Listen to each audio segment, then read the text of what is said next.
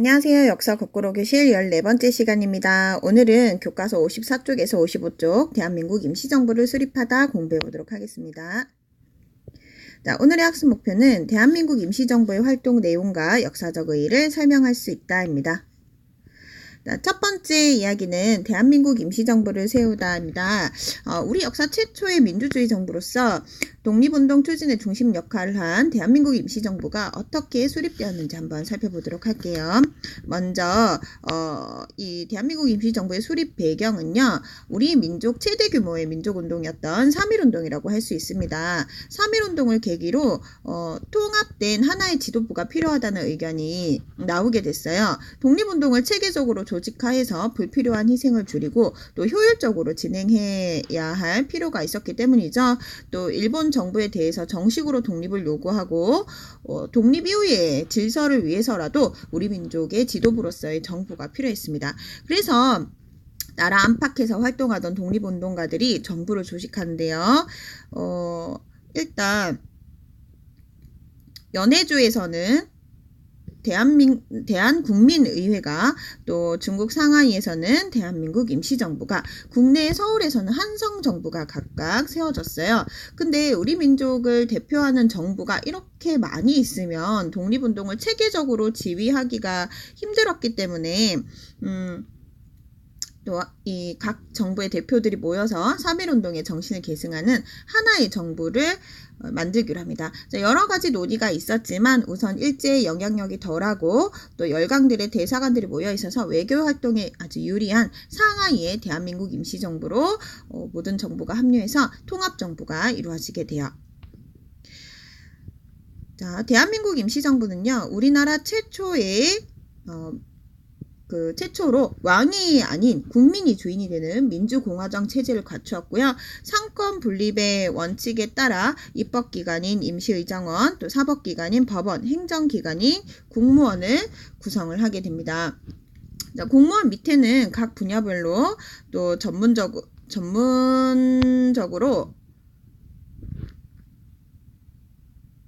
일을 처리할 수 있도록 여러 부서를 뒀어요. 이렇게 내무, 외무, 군무, 법무, 재무, 학무, 교통, 노동 이렇게 지금의 정부와 견주어 봐도 손색이 없죠. 또 임시의정원에서는 이승만을 임시대통령으로, 또 이동희를 국무총리로 선출하게 돼요. 독립운동의 방법론을 두고 여러 방법이 나왔었는데요. 이승만은 외교를 중요하게 생각했고 이동희는 무장투쟁을 중요하게 생각해요. 각 진영의 대표로서 임시 대통령과 국무총리가 선출된 거죠. 근데 이제 이 독립운동의 방법론을 두고 끊임없이 마찰이 발생했기 때문에 대한민국 임시정부가 이후에 조금 어려움을 겪게 돼요. 그러면 넘어가서 두 번째 이야기, 대한민국 임시정부가 독립운동을 전개하다 한번 보도록 하겠습니다. 이 부분은 대한민국 임시정부의 활동을 다루는 부분이에요. 우리 민족을 대표하는 정부로서 독립을 위해 어떤 활동을 했었는가를 한번 살펴보도록 하겠습니다. 먼저 행정 분야에서 각 지역의 독립운동을 지도하고 또 독립운동 자금을 모으기 위해서 비밀행정조직인 연통제를 조직해요. 연통제는 국내에만 설치됐는데요. 당시 행정 조직에 따라서 각 도, 군, 면에 책임자를 두고 임시정부가 제정한 법령과 공문을 국내에 알림으로써 명령을 전달하는 역할과 대한민국 임시정부의 재정을 확보하는 역할을 했어요. 또 하나의 중요한 조직이 바로 교통국입니다. 교통국은 나라 안팎의 정보를 수집하고 또 분석하고 독립운동 자금을 모으는 역할을 했던 임시정부의 통신기관이에요. 또 이 연통제와 교통국 조직을 통해서 비밀리에 국내 독립운동을 지도하고 임시정부의 재정을 확보할 수 있었습니다. 또 이제 나라 밖에 거주하는 동포들에게 독립공채를 발행했는데요. 공채는 국가나 공공단체가 일정한 목적을 달성하는 데 필요한 재원을 조달하기 위해서 지는 일종의 빚이라고 할 수 있어요. 지금도 각 나라가 세금만으로는 국가 운영이 어렵기 때문에 국채를 발행하고 있어요. 나라에서는 이 국채를 산 사람들에게 일정 기간이 지나면 이자를 붙여서 돈으로 갚아야 할 의무가 있습니다. 독립공채는 이 국채와 같은 의미로고요. 대한민국 대한민국 임시정부에서는 독립공채를 당시 금액으로 5,000원, 1,000원, 500원짜리로 만들어서 이게 우리 동포들에게 발행을 했습니다. 국내의 동포들, 특히 미국 동포들이 많이 이 독립공채를 구매해서 대한민국 임시정부가 독립운동 활동을 원활하게 할 수 있도록 도와줬어요. 독립공채를 팔아서 모금한 자금은 연통제와 교통국을 통해서 임시정부에 전달이 되었습니다. 자, 그리고 독립 이후에 대한민국이 어느 정도 안정된 1983년이 되어서야 약속이 지켜져서 대한민국 임시정부의 독립공채를 가지고 있었던 분들이 현금으로 교환받을 수 있었어요. 조금 오래 걸리긴 했지만은 끝내 약속은 지켜줬으니까 독립공채를 가지고 계셨던 분들은 굉장히 뿌듯했을 것 같네요. 그쵸? 자, 이외에 또 독립 신문도 발간을 했는데요. 이것은 임시정부의 언론 활동에 이라고 할 수 있어요. 이 독립신문을 통해서 나라 안팎의 동포들에게 독립운동이 어떻게 진행되어 가고 있는지 소식을 알리기도 했습니다. 언론 활동에 또 하나, 여기 우리 책에는 안 나와 있지만 사료 편찬소라는 거를 또 설치를 해가지고요. 한일 관계 사료집을 간행을 해요. 여기를 통해서 우리가 어떻게 독립운동을 했는지, 일본과 어떤 관계에 이 시대에 어떤 관계를 맺고 있었는지를 우리가 지금 연구하고 알 수 있는 거죠. 일단 밑에 사진을 좀 볼게요. 교통국 관련 사진인데요.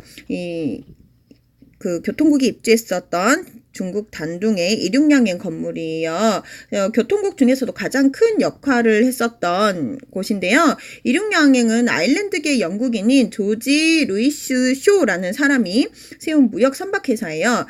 조지 루이스 쇼는 모국인 아일랜드가 영국의 통치를 받고 있는 상황이 한국과 비슷해서 한국인들의 항일운동을 적극적으로 도와줬다고 해요. 이곳에서 일본에 쫓기고 있던 독립운동가의 망명이라든가 독립자금의 모금이라던가 무기 반입 등이 많이 이루어졌습니다. 자, 우리 민족의 독립운동에는 우리 민족 자체의 노력뿐만 아니라 외국인들의 도움도 많았다는 사실 잊어서는 안 되겠습니다. 이렇게 두 번째 보이는 사진이 바로 독립공채고요. 네, 마지막으로 독립신문의 모습입니다. 예전에 독립협회의 독립신문과는 다르죠? 독립협회의 독립신문은 독립신문 위에 제목이 있었잖아요. 사진 보고 구분할 수 있으셔야 돼요. 자, 그러면 다음으로 외교 분야를 좀 살펴볼게요. 일단 지난번 3.1운동 전에 신한청년단의 대표로 파리에 파견되어 있었던 김규식을요, 외무총장으로 임명해서 파리 강화의 독립천원서를 제출하도록 했어요. 여기 쌤이 줄을 이렇게 안 꺼놨네요. 미안해요. 파리 강화에 여기 줄도 좀 꺼주세요. 이번에는 이 김규식이 한 단체의 대표가 아니라 우리 정부의 대표로서 독립의 뜻을 알리도록 한 것이죠. 자, 김규식의 파리에서의 활동에서도 이렇게 사진에서처럼 많은 사람들의 도움이 있었습니다. 또 중국 다음으로 우리 민족이 많이 살고 있었던 미국의 워싱턴에 대한민국 임시정부의 외교기관으로 구미위원부를 설치를 해요. 구미위원부는 임시대통령이 취임한 이승만이 열강에 대한 외교활동을 통해서 국제여론을 한국에 유리하게 조성할 목적으로 설치를 했고요.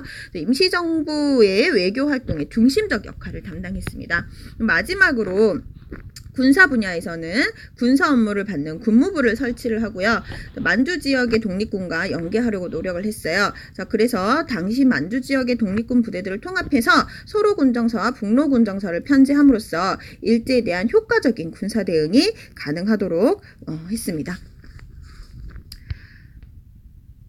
자, 이제 세 번째로 대한민국 임시정부의 실현과 극복 노력에 관한 이야기를 좀 해보도록 할게요. 어려움 속에서 새로운 방향을 찾으려 하다입니다.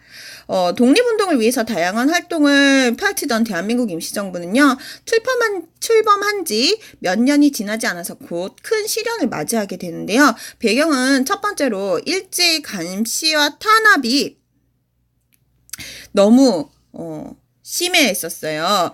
그래서 비밀 행정 조직이었던 연통제와 교통국이 무너져서 독립 자금을 모금하기가 굉장히 어려워졌고요. 임시정부의 조직력도 약해져서 활동이 되었다는 겁니다. 또 임시 대통령인 이승만의 강력한 주장으로 외교 활동을 중심으로 독립운동을 우리가 했었는데요. 열강들은 실질적인 나라도 없는 대한민국 임시정부를 하나의 정부로 인정해주지도 않았을 뿐더러 또 사실상 산대조차 해주지 않았습니다. 따라서 이제 외교 활동 중심의 독립운동은 성과를 거두기가 어려웠어요. 이 때문에 이제는 아무도 알아주지 않고 성과도 없는 외교 활동 대신 무장투쟁을 중심으로 독립운동의 방향을 변화시켜야 한다는 주장이 거세게 일어나서 독립운동의 방향을 둘러싸고 갈등이 이제 발생하게 됩니다. 교과서 56쪽의 내용을 통해서 조금 더 자세히 살펴볼게요. 선생님 여기 화면이 조그만데 여러분들 56쪽에 펴보면 크게 이제 볼 수 있으니까 56쪽 한번 펴보세요. 이렇게 보면 먼저 이승만과 같이 외교를 중시하는 사람들을 외교 독립론자라고 합니다. 근데 이승만이 미국의 대통령에게 한국을 일본 대신 통치해달라는 위임 통치 청원서를 보낸 것이 알려져 가지고요. 외교론가 이승만은 다른 독립운동가들에게 엄청난 비판을 받게 돼요. 두 번째 글은 안창호 선생처럼 민족의 힘을 기르기 위해서 교육과 산업을 육성해야 한다고 주장하는 사람들인데요. 이거 준비론자라고 해요. 또 한편으로는 세 번째 신채호 선생이나 총리였던 이동희 선생처럼 외교나 준비 같은 것들은 시간도 오래 걸리고 허상에 지나지 않는다면서 비판하고 민중 한 명 한 명 모두 일어나서 직접적으로 무장투쟁을 해나가야 한다는 무장투쟁론자들도 있었어요. 이처럼 독립운동을 방향을 둘러싸고 끊임없는 이렇게 마찰이 일어나니까 이를 해결하기 위해서 1923년에 국민대표회의가 열리게 됩니다. 1923년. 자, 국민대표회의의 목적은 독립운동의 방향을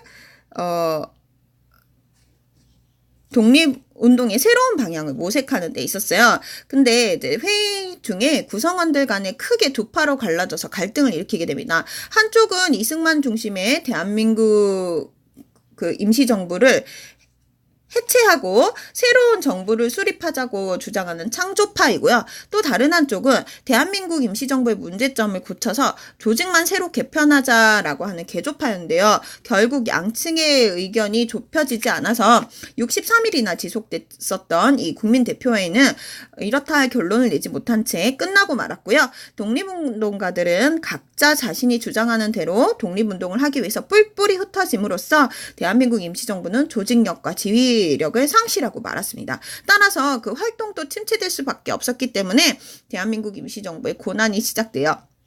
그러나 대한민국 임시정부를 다시 살리기 위한 체제 정비 노력은 계속돼서 위임 통치 청원서 제출로 대통령 자질의 논란을 나왔었던 이승만이 탄핵당하고 김구 선생이 중심이 돼서 지도체제를 개편했고요.